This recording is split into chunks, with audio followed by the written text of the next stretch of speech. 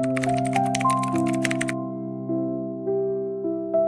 you enjoy my videos, I'd really appreciate it if you could like, share, and subscribe. Your support means the world to me.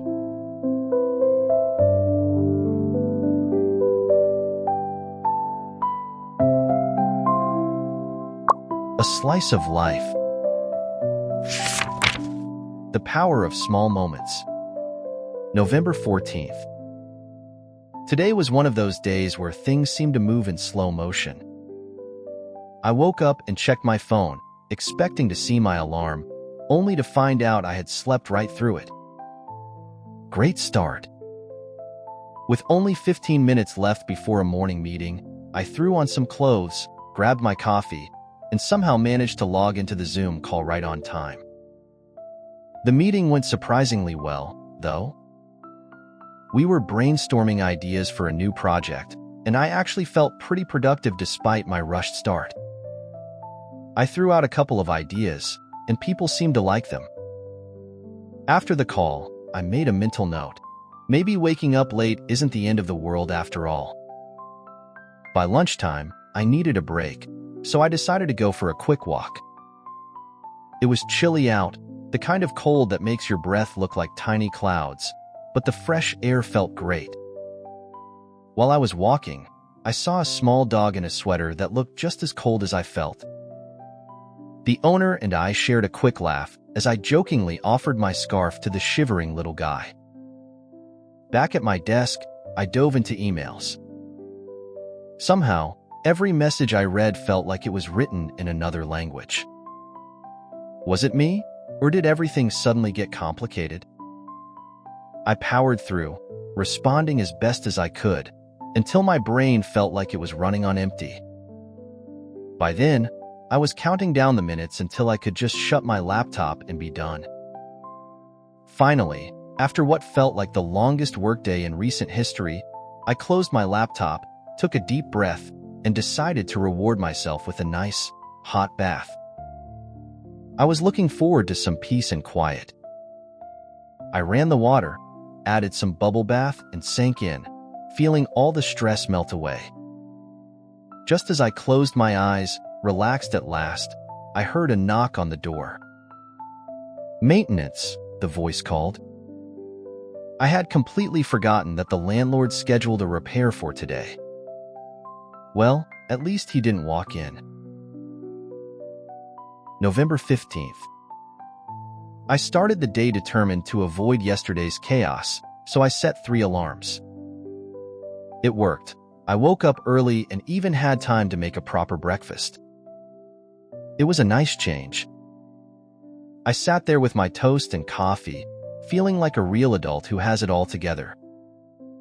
I even managed to read the news for a few minutes, which mostly reminded me why I usually avoid reading the news first thing in the morning. Work went smoothly until around noon, when my internet suddenly cut out. After a few frantic minutes of resetting my router, I called my internet provider, bracing myself for a long wait on hold. I was right. I spent the next 20 minutes listening to the same cheerful song looped over and over until someone finally answered, only to tell me the problem was in my area and would take a few hours to fix. Lovely. With my internet out, I decided to be productive in a different way, so I tackled some cleaning that I'd been avoiding. I vacuumed, wiped down surfaces, and even tackled that cluttered drawer I'd been ignoring. I felt like a tornado of productivity until I accidentally spilled an entire container of paper clips across the floor. Picking them all up one by one was not exactly the productive task I'd had in mind. By late afternoon, the internet was still down, so I went for another walk. I found myself at a small, local bookstore I hadn't visited before. It was cozy, and the owner was an older woman who seemed delighted to have a customer.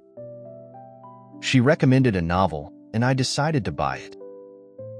After all, I had nothing else to do without the internet. Back home, I made myself a cup of tea and settled in to read. The book was surprisingly good. I got lost in the story, and for a few hours, I completely forgot about the fact that I had no Wi-Fi. By the time I finished the last chapter, I felt content and surprisingly relaxed. Then, just as I closed the book, my phone buzzed with a message. Your internet is back online? I looked at the screen for a second, then shrugged, turned off my phone, and went to bed early. November 16th. Today was the kind of day where I thought, maybe I'll get a handle on things for once. I woke up early, felt rested, and even had time to go for a short run. The air was crisp, the streets were quiet, and I felt like a new person. Like maybe today would finally be the day I nailed that perfect work-life balance. Back home, I made an ambitious breakfast, eggs, avocado toast, and even a smoothie, and settled down to start work. Things went smoothly for about an hour until I realized my calendar had lied to me. I had a meeting in 10 minutes that I hadn't prepared for at all. I scrambled to put some notes together, trying to look calm when I joined the video call. The meeting wasn't a disaster, though. In fact, I even managed to sound somewhat intelligent. But as soon as I got back to my work, a wave of exhaustion hit me like a truck. I tried everything to shake it off. More coffee, a stretch break, even a quick YouTube video about productivity hacks. Nothing worked. At one point, I found myself zoning out, staring blankly at my screen, wondering if my life had become a never-ending cycle of emails and Zoom calls. By lunch, I decided enough was enough and took another walk. I found a little park bench under a tree and just sat there, people watching. I saw an older man feeding pigeons with intense focus and a kid running in circles until they were dizzy. The simplicity of it all made me laugh. Maybe life wasn't supposed to feel as complicated as I'd been making it. Back at home, I tried to channel that simplicity into the rest of my day.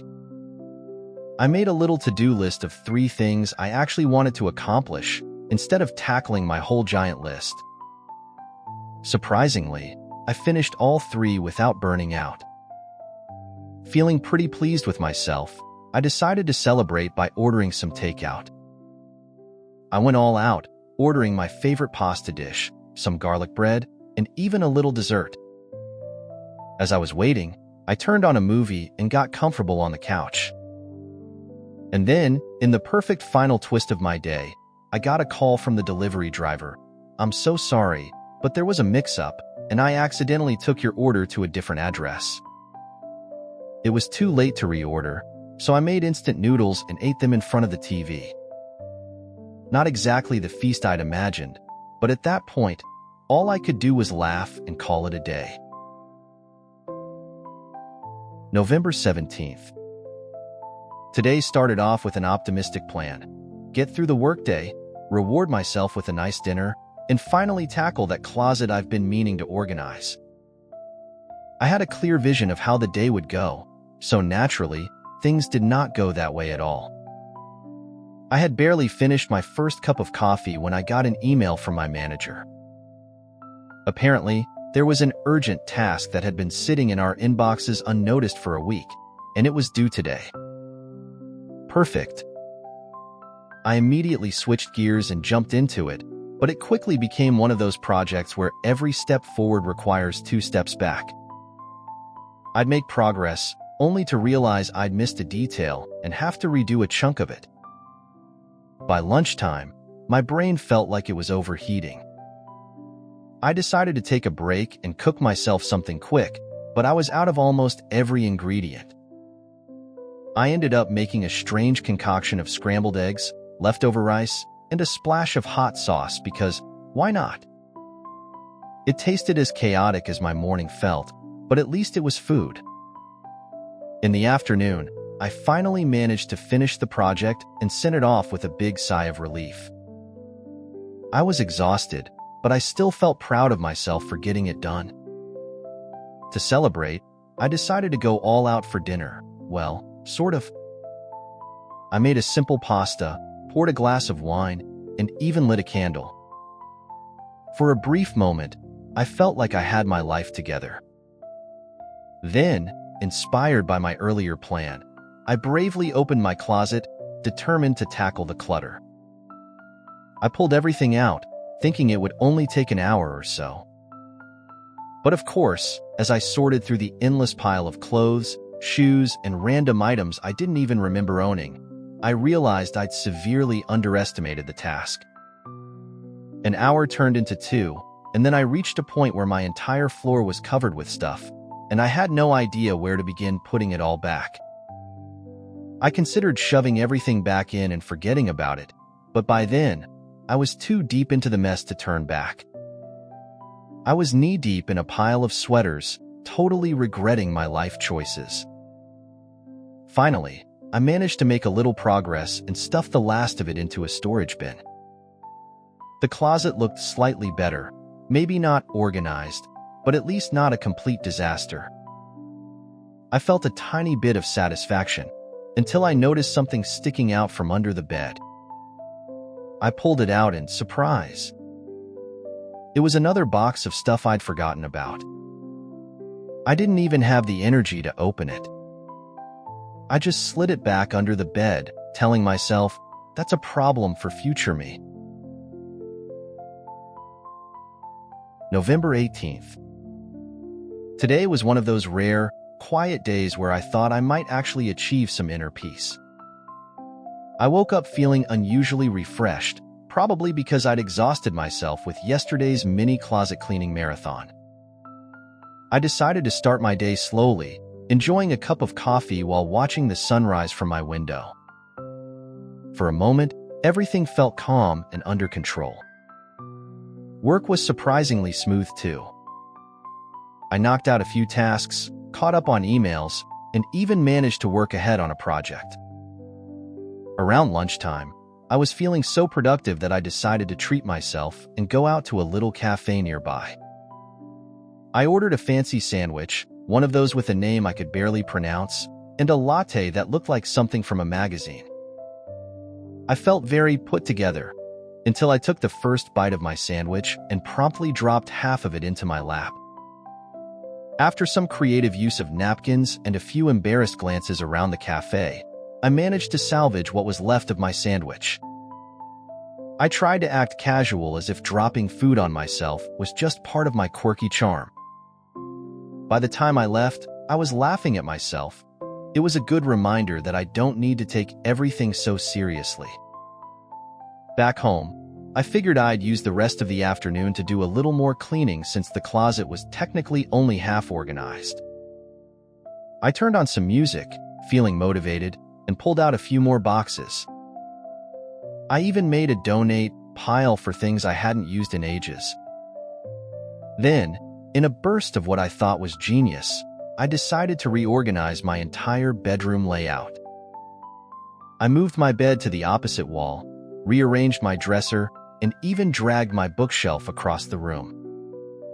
I was feeling great about the transformation until I realized I'd completely blocked the closet door with the bed. I stared at it for a full minute, processing the fact that I'd have to move everything back. Eventually, I gave up and just sat on the bed, surrounded by the chaos I'd created, feeling both amused and defeated. So here I am now, writing this in the middle of a half-reorganized bedroom, with furniture everywhere and my closet still a disaster. Tomorrow's task list just got longer. But you know what? That's future me's problem again. November 19th. Today, I woke up with sore muscles from yesterday's redecorating experiment and immediately questioned all my life choices. I considered staying in bed and avoiding the mess I'd left, but the sight of my half-blocked closet and the bookshelf awkwardly positioned in the middle of the room made it hard to ignore. I gave myself a little pep talk, then finally got up and dove into the chaos. Moving the bed back to its original spot was a workout in itself, and by the time I was done, I felt like I'd run a marathon. My room was finally back to looking somewhat normal, though the closet was still a black hole of random items. but I decided that was a project for some other, more motivated day. When I finally settled down to work, I felt oddly productive. Maybe it was the satisfaction of having my room back in order, or maybe I was just relieved I didn't have to deal with any heavy furniture. Either way, I powered through my tasks, even managing to finish early. For a brief moment, I considered doing something responsible with my free time, like organizing my finances or reading something educational. But I quickly abandoned that idea. Instead, I decided to watch a documentary I'd been meaning to see, feeling very sophisticated for about 10 minutes before I zoned out and started scrolling through my phone. I fell down a rabbit hole of funny cat videos, eventually forgetting all about the documentary. By the time I snapped back to reality, the documentary had ended, and I had no idea what it was even about. Feeling slightly guilty, I decided to make up for it by cooking myself a nice dinner. I tried a new recipe that looked easy enough, involving pasta, mushrooms, and a creamy sauce. Things were going well, until I realized I'd completely missed the part about adding the cream slowly. Instead, I dumped it all in at once, which instantly turned my sauce into a sad, watery mess. I tried to salvage it by adding some cheese and spices, but it only looked worse. In the end, I ate a bowl of very questionable pasta, trying to convince myself it wasn't as bad as it looked. I couldn't help but laugh, though. Here I was, trying to be fancy, and ending up with a meal that looked like something a toddler might throw together. So here I am now, cozy on the couch with a bowl of popcorn, because my gourmet dinner was a total fail. At least I got my room back to normal. And hey, tomorrow is a new day. Maybe I'll finally tackle that closet, or maybe not. November 20th. This morning, I woke up with a surprising sense of determination to conquer that closet once and for all. I'd been putting it off for days, and it was starting to feel like the closet had its own personality, quietly judging me every time I walked past it. I made myself a big cup of coffee, mentally prepared for battle, and went in. The first box I opened was full of things I hadn't seen in ages: old notebooks, random cables, and a collection of mismatched socks. I have no idea how or why I'd accumulated so many single socks, but they were definitely mocking me. I threw them into a pile and kept digging, discovering some gems I'd completely forgotten about, including a scarf that looked suspiciously similar to one I almost bought last month and a stack of ancient magazines. After an hour, I realized I'd made more of a mess than I'd started with. There were random objects strewn across my floor, and my motivation was rapidly evaporating. I decided to take a quick break to watch one episode of a show to recharge. Of course, one episode turned into two, and by the time I pulled myself away, the sun was starting to set. So much for my productive afternoon. Slightly frustrated with myself, I rallied and decided to at least finish sorting through the pile I'd started. I was halfway through it when I found an old photo album from high school. Instantly, I was sucked into a black hole of nostalgia, flipping through pictures of me with questionable hairstyles and outfits. It was like stepping into a time machine of cringeworthy memories. I spent way too long laughing at my teenage self, wondering what on earth I'd been thinking with some of those fashion choices.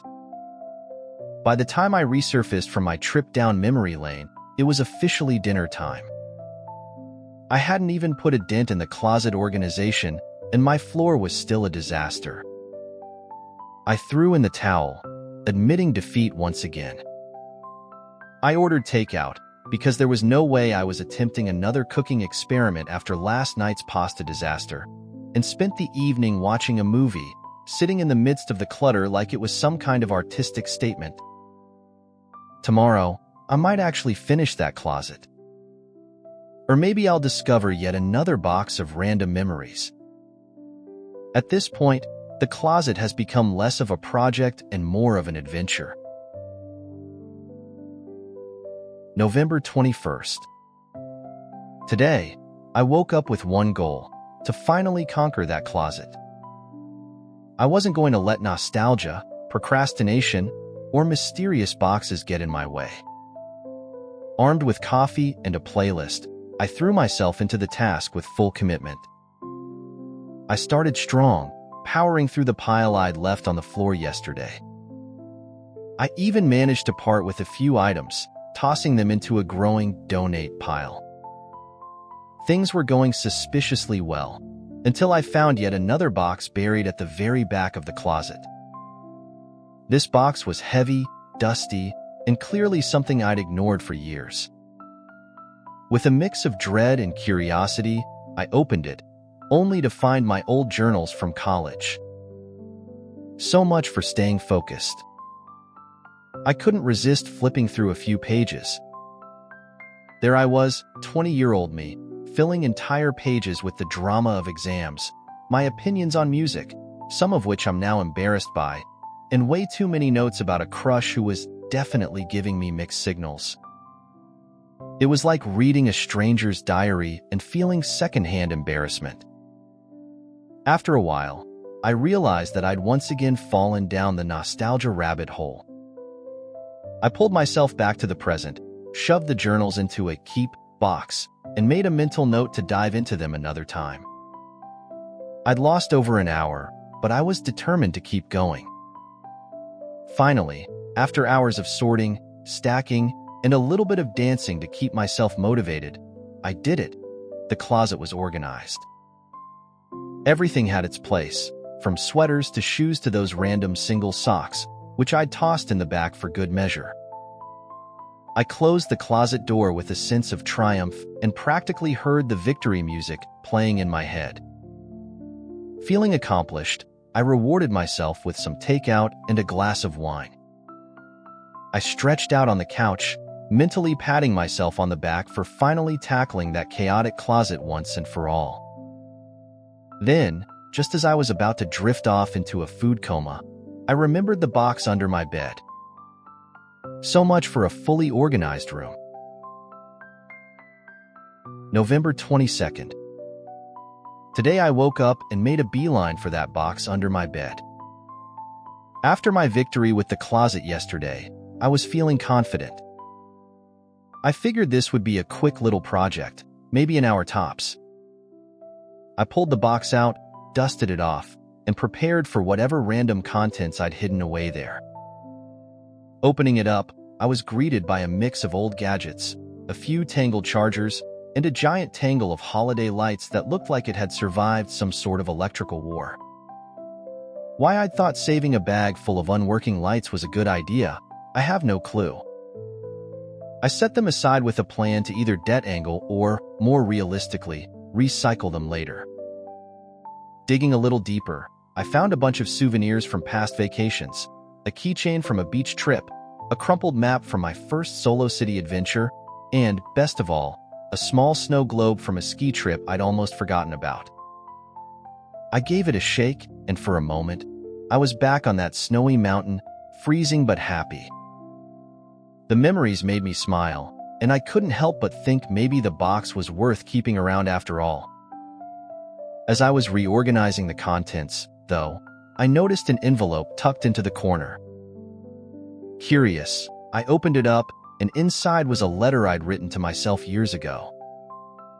Apparently, I'd been inspired to write a note to future me after reading about it online. The letter was full of my big dreams, predictions about where I'd be in a few years, and lots of advice about staying true to myself. I chuckled at my past self's confidence. Some of those dreams had gone in totally different directions, and a few of them I'd completely forgotten about. Still, it was a surprisingly nice reminder to take life a little less seriously and appreciate where I am now. After closing the box, I slid it back under the bed, deciding that some things are worth keeping, even if they take up a little space. Feeling satisfied and a little sentimental, I spent the rest of the day on much simpler tasks, tidying up, doing some laundry, and finally setting up those holiday lights that actually work. It felt like I was bringing a little order to my world, one small project at a time. Tonight, I'm winding down with a cup of tea and a little gratitude. The room is cozy, the lights are twinkling, and for the first time in a while, I feel like everything's just where it's supposed to be, even if I have to occasionally dodge a sentimental box or two.